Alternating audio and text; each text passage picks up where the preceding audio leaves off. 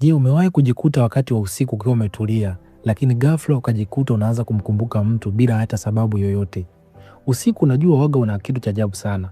Watu wanapokuwa kimya, akili zao kuanza kufanya kazi zaidi, na mara nyingi huenda kwa mtu aliyemgusa moyo kwa njia maalum.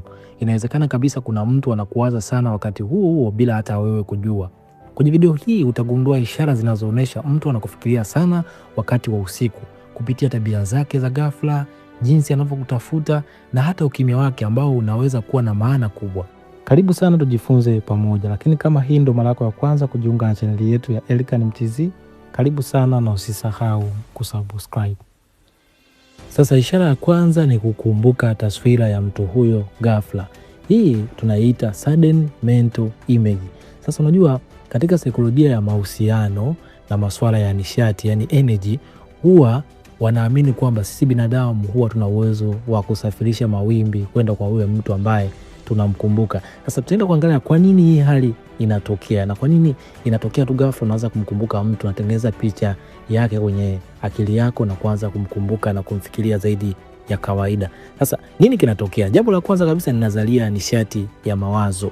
Unajua wataalamu wa masuala ya kiroho lakini pia na masuala ya nishati wanaamini kwamba masuala haya ya energy, wanaamini kwamba si binadamu huwa tuna uwezo wa kuzalisha mawimbi, na yale mawimbi yana uwezo wa kusafiri ya kwenda kwa yule mtu ambaye unamfikiria, akagonga kwenye akili yake na kuunda picha au image.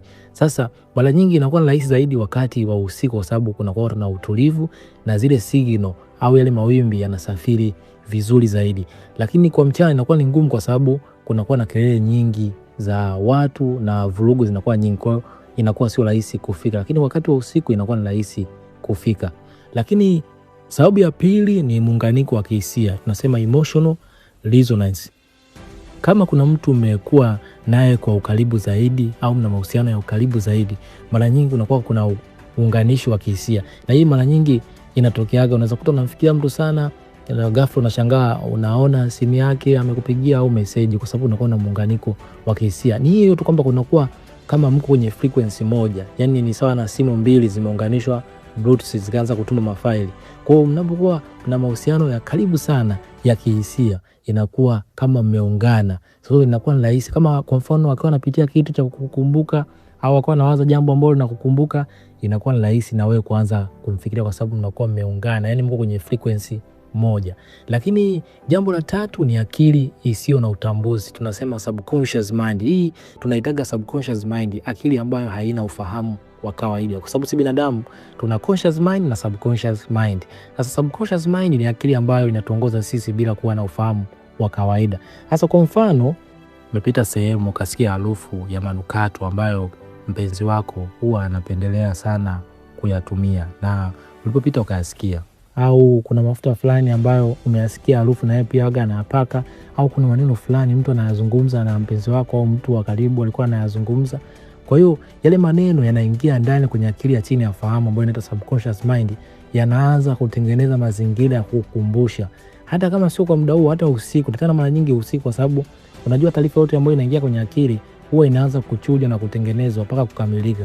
Kwa hiyo unaweza kukuta inakamilika vizuri wakati wa usiku ukiwa umetulia. Kwa hiyo unakuta labda umetulia hivi, ghafla unaanza kushangaa, unaanza kukumbuka taarifa za mtu fulani, kwa sababu kuna jambo ambalo uliona mchana likapita kwenye akili yako hata bila kuwa na ufahamu wa kawaida, lakini wewe ukaja ukalikumbuka baadaye. Lakini jambo la nne ni sheria ya kuvutia, tunaita law of attraction.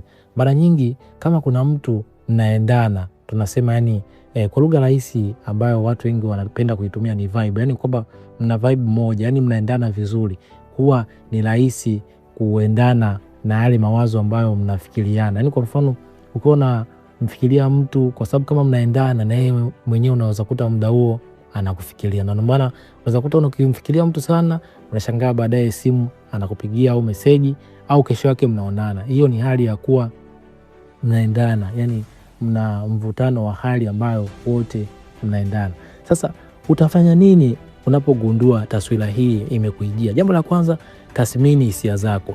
Je, hiyo picha inayokuja inakupa amani au wasiwasi? Kwa sababu kama inakupa amani, basi na huyo mtu anayekufikiria na yeye pia anakufikiria kwa mambo mazuri. Lakini kama inakupa wasiwasi au inakupa hofu, manake yule mtu pia anakuwazia kwa njia ambayo sio nzuri. Kwa hiyo utathmini ndio utajua kwamba huyu mtu anakuwazia vizuri au anakuwazia vibaya. Sasa ishara ya pili ni kuota ndoto kuhusu yeye, yani dreaming about them. Sasa unajua ndoto ndio njia kuu ambayo akili yetu ya ndani ambayo inaitwa subconscious mind ambayo waga inatumia kuwasiliana na sisi. Sasa unapomwota mtu usiku bila kumfikiria kabla ya kulala, huwa kuna maana ya kisaikolojia, lakini pia kuna maana ya kiroho. Sababu ya kwanza ni mwingiliano wa mawazo. Inaaminika kwamba kama kuna mtu anakufikiria sana kwa kiwango cha hali ya juu kabla ya wewe kwenda kulala, huwa anazalisha nishati au energy ambayo inatengeneza mawimbi ambayo yanakuja kuingia kwenye ulimwengu wako wa ndoto. Hii mara nyingi hutokea kama mko na muunganiko wa kiroho wa pamoja, yani soul connection. Sababu ya pili ni ujumbe wa ndani. Muda mwingine inatokea pale unapoanza kumuota mtu ndoto, inakuwa ni ishara kwamba kuna vitu ambavyo hamjavimaliza, kama kwa mfano mgogoro, au kama kuna jambo ambalo linahusiana na masuala ya upendo ambayo mwenzako hajamaliza juu yako. Sasa ndoto inakuwa inatafuta namna ya kutafuta ufumbuzi. Kwa hiyo unajikuta unaanza kumuota mtu huyo ili kutafuta namna ya ufumbuzi wa jambo hilo. Lakini sababu ya tatu ni hisia za mtu huyo kwako. Kwa mfano kama ukiota mtu fulani anakutafuta au yuko karibu na wewe, ni ishara katika ulimwengu wa hisia kwamba mtu huyo anatamani kuwa karibu na wewe, afu anatamani kuambia jambo fulani ambalo anaogopa kukuambia. Kwa hiyo inakuwa ni ishara kwamba huyo mtu anakuhitaji, ana hamu ya kuwa karibu na wewe. Lakini sababu ya nne ni uaksi wa karibu, yani mirroring. Unajua ndoto zote waga zina feelings. Kwa mfano ukiamka ukajihisi kabisa ulikuwa naye huyo mtu, tayari hiyo inaonyesha kwamba mlikuwa na nishati ya aina moja, yani energy ya aina moja wakati huo wa ndoto. Kwa sababu mara nyingi ukiwa unaota unapata feeling fulani. Sasa ukiamka ukajihisi kabisa kwamba ulikuwa naye na ukapata feelings kwamba ulikuwa naye karibu, manake ni ishara kwamba wote wakati huu mlikuwa na energy moja au nishati moja wakati wa ndoto. Sasa ishara ya tatu ni hisia za ghafla za furaha au tabasamu, yani sudden emotional shift. Sasa unajua hii mara nyingi inatokea pale ambapo unakuta umetulia, unasoma kitabu au umetulia tu usiku au kwenye shughuli zako, ghafla unashangaa unapata wimbi la amani, furaha, unajikuta unacheka au unatabasamu bila hata sababu yoyote. Mara nyingi kunakuwa na ishara fulani ambazo zinaendelea nyuma ya pazia. Sasa sababu ya kwanza huwa ni kuzalishwa kwa nishati chanya au positive energy. Wataalamu wa saikolojia ya energy, yani nishati, wanaamini kwamba ikitokea mtu anakukumbuka kwa furaha au ana furaha kuhusu mambo yako au anakufikiria vizuri, huwa tuna tabia ya kupokea zile frequency kama kwa mfumo wa vibration. Sasa huwa mara nyingi tukizipokea zinabadilisha hali zetu za ndani. Kwa hiyo unajikuta unaanza kutabasamu au kufurahi, na mara nyingi inakuwa ni ishara kwamba kuna mtu naye pia anakuwazia hivyo hivyo. Kwa hiyo ile waga inaasili pia na hali yako ya ndani. Unajikuta ulikuwa na hali fulani ya kutokuwa na amani, lakini ghafla unajikuta unaanza kufurahi, baadaye ndo unakuja kukumbuka jina la huyo mtu au sifa za huyo mtu. Na sababu ya pili ni kuguswa kisaikolojia. Unajua sisi binadamu tunapotambua kuna mtu fulani anatuthamini au anatupenda, huwa automatic tunazalisha kemikali ambayo inaitwa dopamine na serotonin. Sasa zile zinatufanya tunakuwa tunajihisi watu wenye furaha na amani. Kwa hiyo unajikuta automatic tu kwa sababu unahisi kuna mtu anakuthamini na kupenda, ile hali inakuwa inakutokea tu, unajikuta unakuwa na furaha na amani bila hata wewe kujua sababu yoyote, kwa sababu kunakuwa kuna mtu anakuthamini na kupenda. Na mara nyingi inatokea sana kwenye mahusiano, mkiwa mnapendana vizuri, unajikuta tu ghafla unaanza kujisikia amani, una furaha bila hata sababu yoyote. Hiyo inatokea kwa sababu ya uzalishaji wa kemikali ya serotonin na dopamine. Lakini jambo la tatu inakuwa ni tofauti na mawazo yako. Unajua mawazo ni pale unapoanza kumfikiria mtu, kutengeneza jina lake na kuanza kumwazia. Lakini hii mara nyingi iko tofauti na mawazo yako, kwa sababu mawazo yako unayaunda mwenyewe. Hii inatokea tu ghafla, na mara nyingi unajikuta tu na shughuli zako au umetulia tu hivyo, unashangaa unaanza kuwa na amani, una furaha. Hiyo ndio inakuwa namna hiyo. Sasa zingatia jambo hili. Kwa mfano ikatokea umetulia tu kaona unajisikia amani, afu ikaenda baadaye ukaanza kumkumbuka na wewe mtu, manake inakuwa ni ishara kwamba na yule mtu anatamani kuwa karibu na wewe, naye anahisi hivyo hivyo kama wewe unavyohisi. Kunakuwa kuna muunganisho fulani ambao umetokea kati yako na yeye, huyo mtu ambaye unamfikiria muda huo.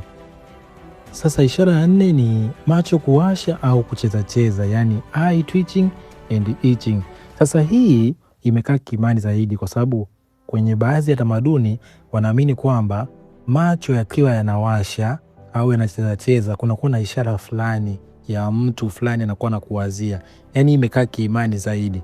Sasa hii inatokea pale ambapo unakuta hamna sababu za kibiolojia kama vumbi au kama kuna jambo lolote ambalo linakufanya uanze kuchezesha macho. Sasa kwa mfano inaaminika kwamba jicho la kulia linapoanza kuwa linacheza cheza ni ishara kwamba kuna mtu anakuwazia mambo mema zaidi. Lakini kama jicho la kushoto likicheza cheza ni ishara kwamba kuna mtu anakuwazia mambo mabaya. Hii imekaa kiimani zaidi. Lakini jicho kuwasha ni ishara kwamba kuna mtu anahisia kali na wewe, sana sana na msongo wa mawazo au anahisia za upendo za hali ya juu zaidi. Lakini jambo la kuzingatia katika hii ishara, inaaminika kwamba hii ishara inapotokea, unapomkumbuka yule mtu na yenyewe inapotea. Lakini hii imekaa kiimani zaidi. Kuna baadhi ya tamaduni wanaamini hivyo. Bado haijafanywa utafiti ikaaminika. So unajua masuala ya imani, yani ni tamaduni fulani zinaamini kwa namna hiyo lakini haina uhalisia. Lakini kwa sababu ni mambo ambayo yapo kwenye jamii zetu ndio maana nimeyaweka hapa ili pia na wewe uyafahamu na ujifunze.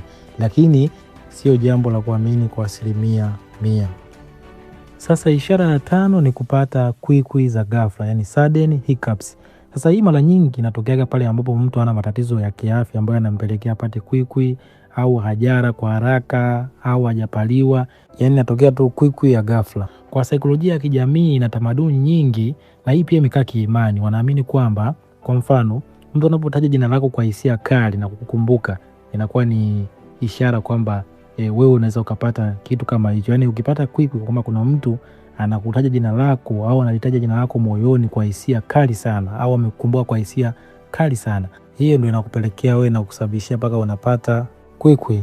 Lakini issue nyingine ni ujumbe wa mawasiliano. Kwa baadhi ya tamaduni zingine wanaamini kwamba ni mtu anakuwa anawasiliana na roho yako, yani inakuwa kama ni ufunguo wa kuwasiliana na roho yako. Lakini hizi ni imani, baadhi ya tamaduni wanaamini hivyo. Kwa hii mara nyingi inakuwa inahusiana na wewe unakuwa unapata kwikwi bila sababu ya kibiolojia kama hivyo kupaliwa au matatizo ya kiafya au umekula kwa haraka. Kwa hiyo inatokea tu ghafla, inakuwa ni sababu hizo za kitamaduni. Lakini haina garantia ya 100% kwamba iko hivyo. Hizi ni tamaduni baadhi zinavyoamini. Kwa hiyo unajua masuala ya imani kwamba wao wanaamini hivyo, lakini bado hajafanywa utafiti kwamba ni kweli inawezekana iko hivyo. Hiyo ni saikolojia tu ya jamii. Baadhi ya watu wamesoma jamii fulani wakaona wanaamini kwa namna hiyo, lakini haina 100% kwamba ndio iko hivyo. Sasa hebu niambie katika comment, je, ulishasikia jambo gani kwenye jamii fulani au kwa watu fulani kwamba ukiona hivi unajua kwamba kuna mtu anakuwazia sana au anakufikiria? Hebu niandikie katika comment. Lakini pia unaweza ukashare video hii kwa mtu ambaye unaona inaweza kumsaidia lakini pia ikamfundisha. Usahau kulike, kushare na kusubscribe. Lakini pia tukutane kwenye video inayofuata. Mimi naitwa Elikhan Mtz, the head of the world. Bye bye na uwe na siku njema.